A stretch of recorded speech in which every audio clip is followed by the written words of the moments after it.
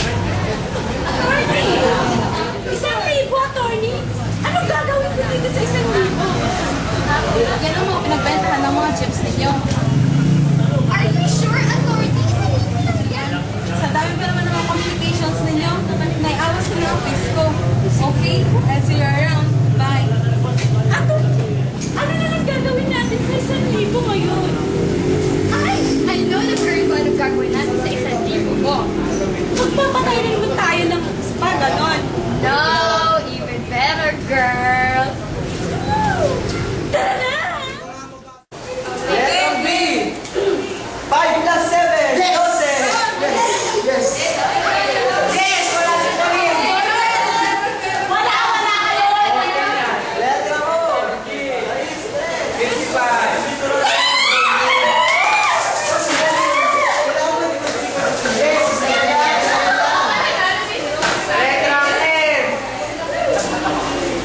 30!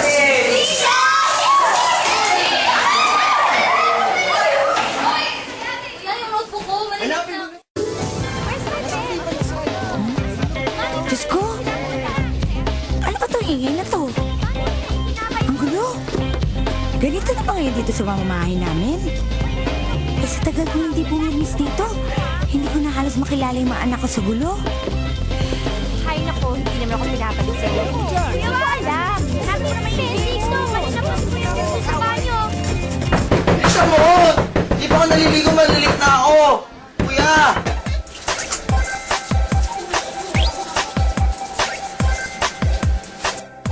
Kuya! Kuya! Bakit? Isabel, ano sa'yo? Kuya, Albert! Bakla! Nandun ka sa ilalim ng kama. Ay anak, may sasabihin pala ako sa'yo. Naibenta ko na yung negosyo natin kahapon. Di naman kasi kumikita yun eh. Oh, paano na po yung ano? Huwag ka nang mag-alala. Nalagay ko na sa bangko yung pinagbentahan natin. Saka, maghahanap na ako ng bagong trabaho. Ma, magtayo na lang kaya tayo ng bagong business. Juan, sa pangit na ekonomiya ngayon, hindi na advisable lang magtayo ng bagong negosyo ngayon. Huwag mo ito sabihin sa mga kapatid mo, ha? Ma, Ikaw, may past time kang maging chismoso. Huwag mo sabihin sa mga kapatid mo. Kasi di nila maintindihan eh. Fairness, ang buwan ko talaga yung designer, no? Kahit wala rin fairness, buwan ko talaga. Ano ko yung tingnan sa kanya? Mary, paano naman ayaw mo sabihin sa mga anak mo? Bakit? Kung susunod-sunod ang problema namin, sabihin mo sa mga anak ko. Hoy, problema ko na yung binuhay. Buwan ko talaga yung dyan. Tapos ngayon, sinasabi ko sinasama mo ako magaling trabaho. Tara na nga! Magkabag ko dito kasi. Ay naku, girl, ako sa'yo, sasabihin ko na sa mga anak ko. Ay, naku din, girl. Hindi ko dinaamin sa mga anak ko. Naghihirap na kami kung paano kami pera. Ang drama-drama mo naman. Tapos na lang tayo. Pangit na ako, baby. Ibigay kita.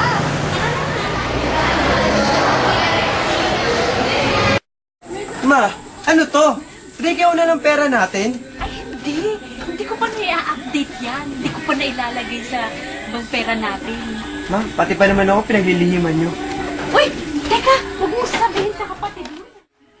Wait, punta doon. Pag-usapan tayo. Mamaya na yan. 6 Shami. Punta na dito. Wow, family conference. Sir, halika dito. Por, mamaya na yan. Bakit kuya? May problema ba tayo? May kinalaman ba dito ang dibo ko? Hoy, huwag kang maramot ha. Don't tell me, ma. Mag-aasawa ka ulit. Hindi, hindi. Hindi naman ganun kasi yun eh. May problema tayo. Malaki. At kayo, pag hindi kayo nakapag-cooperate, pare-paras tayong pupulutin sa kangkungan. Kuya, wala na tayong pera.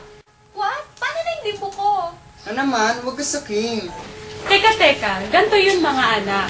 Ito kasi kuya nyo, medyo may pagka-OA. Ganto kasi yun. Medyo may magtitipid tayo ng konti kasi yung mga milyones natin, medyo nababawasan na. Ito, sumasabay pa yung mga krisis dito sa Pilipinas.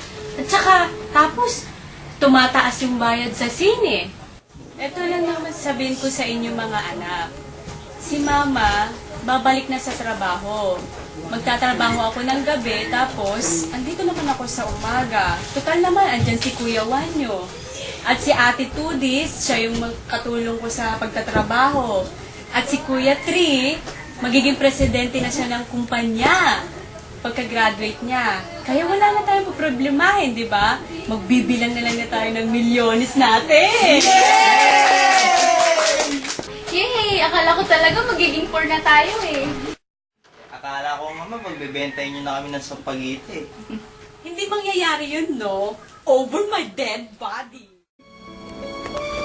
Thank you, Mami. Thank you, Ma.